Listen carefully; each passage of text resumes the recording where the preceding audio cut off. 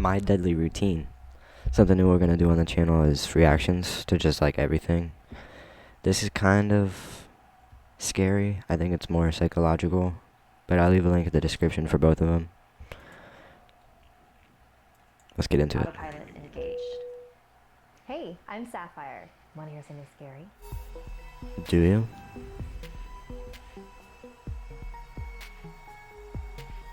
From cautionary tales about technology to creepypastas that will keep you up at night, this next volume is all about the internet. For the next few chapters, I'll be sharing some of the eeriest stories that have emerged thanks to the World Wide Web. But don't worry your little heads, they're all fiction. They all claim to be fiction. Our first chapter comes from the No Sleep subreddit written by username Scarjo. Have you ever forgotten your phone? When did you realize you'd forgotten it? The realization probably didn't dawn on you spontaneously. More likely, you reached for your phone and were momentarily confused by it not being there. Then you did a mental restep of the morning's events. Shit. In my case, my phone's alarm woke me up as normal, but I realized Honestly, I kind of remember when I like expected. go for it like So right away. I put it on the counter to charge it while I showered instead of into my bag like normal. It was a momentary slip from the routine, but that was all it took. Once in the shower, my brain got back into the routine it follows every morning, and that was it. Forgotten. This wasn't just me being clumsy, as I later researched. This is a recognized brain function. Your brain doesn't just work on one level, it works on many. Like when you're walking somewhere, you think about your destination and avoiding hazards, but you don't think about keeping your legs moving properly. I wasn't thinking about regulating my breathing. I was thinking whether I should grab a coffee on the drive to work. I wasn't thinking about moving my breakfast through my intestines. I was wondering whether I'd finish on time to pick up my daughter Emily from daycare after work or get stuck with another late fee. This is the thing. There's a level of your brain that just deals with the routine so that the rest of the brain can think about other things. Most people call it autopilot, but there's danger there. If you have a break in your routine, your ability to remember and account for the break is only as good as your ability to stop your brain going into routine mode. But I didn't stop my brain entering routine mode. I got in the shower as normal, routine started, exception forgotten, autopilot engaged. I showered, I shaved, the radio forecast amazing weather. I gave Emily her breakfast and loaded her into the car. She was so adorable that morning. She complained about the bad sun blinding her, saying it stopped her having a little sleep on the way to daycare. That was the routine.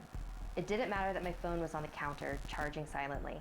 My brain was in the routine, and in the routine my phone was in my bag. This is why I forgot my phone.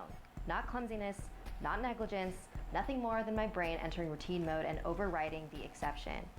Autopilot engaged. I left for work. It's a swelteringly This is hot day already. confusing. The bad sun had been burning since before my traitorously absent phone woke me. The steering wheel was burning hot to the touch when I sat down. I heard Emily shift over behind my driver's seat to get out of the glare. But I got to work, submitted the report, attended the morning meeting. It's not until I took a quick coffee break and reached for my phone that the illusion shattered. I did a mental restep. I remember the dying battery. I remembered plugging it into the wall. I remembered leaving it there. My phone was on the counter. Autopilot disengaged. Again, therein lies the danger. Until you have that moment, the moment you reach for your phone and shatter the illusion, that part of the brain is still in routine mode. The day continued to bake. The morning haze gave way to the relentless fever heat of the afternoon. People swapped coffees for iced smoothies, jackets discarded, sleeves rolled up, ties loosened, brows mopped. The park slowly filled with sunbathers and barbecues. Window frames threatened to warp. The thermometer continued to swell. Thank fuck the offices were air-conditioned. Still cursing myself for forgetting my phone, I drove home. The day's heat had baked the inside of the car, releasing a horrible smell from somewhere. When I arrived on the driveway, the stones crunching comfortingly under my tires, my wife greeted me at the door. Where's Emily? Fuck. As if the phone wasn't bad Bro, enough. she cusses After hard. everything, I'd left Emily at the fucking daycare after all. I immediately sped back there and started practicing my excuses, wondering vainly if I could charm my way out of a late fee. I saw a piece of paper stuck to the door. Due to vandalism overnight, please use side door. Today only. Yo, Overnight? then where did he put her What? son? The door was Or her fine daughter? this morning. His daughter. I froze. My knees shook. Vandals.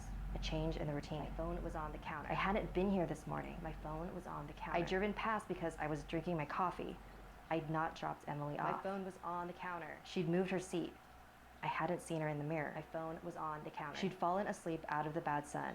She didn't speak when I drove past her daycare. My phone was on the counter. She changed the routine. My phone was on the counter. She changed the routine and I'd forgotten to drop her off. My phone was on the counter. 9 hours. Bro. That car. That baking sun. No air. No water. No power. No help. No help. Heat. The steering wheel too So hot she to was touch. stuck in there? That smell. I walked to the car door. Numb. Shock. I opened the door. My phone was on the counter and my daughter was dead. Autopilot disengaged. Yo. Want something scary for your walls? We have a limited edition poster available for purchase. There's only Bro. Left her daughter in the steaming hot car for 9 hours. Didn't even drop her off at school. Like, not that that makes it good or anything, but dang. That's a weird, like thought. But I don't know if that, I wouldn't do that. Like, even if I left my phone at home, which I've done before, I don't just automatically, like, leave my daughter in the car in 90-degree weather for 9 hours, you know?